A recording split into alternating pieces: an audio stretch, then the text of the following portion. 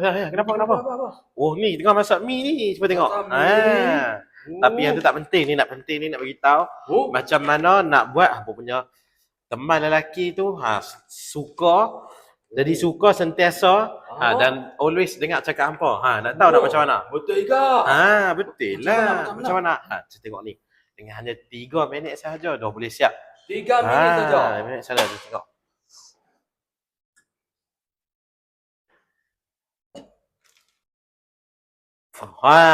Tada, nampak dah siap dah kita punya. Ni, nampak. Bau angin. So kita bagi dia rasa, tengok, bagi dia rasa. Terang rasa tengok.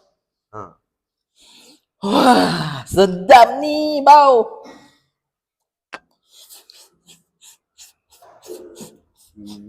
Wow, tengok dia.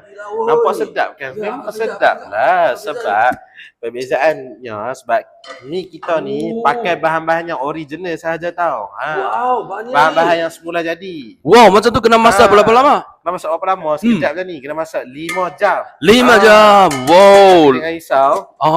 Sebab kita dah masak siap dah. Dah nampak? Wow, bukan powder ni. Of course lah, tak guna powder. Nampak sini. Kita gunakan paste rendang sejati tau, nampak? Ya, wow, memang natural ini. Memang natural. Pada wanita-wanita yang dekat luar sana yang mana nak dia teman lelaki tu ataupun hampa punya bakal suami pun dengar cakap hampa mestilah kena dapat kita punya Nyonya mi rendang ni. Wow, Nyonya mi rendang? Ya, kena beli kat mana? Sini nak bagi tahu dapatkan kita punya TikTok shop dekat beg kuning. Beg kuning. Sebab dekat situ tengah ada harga trial pack. Harga trial pack lagi. 100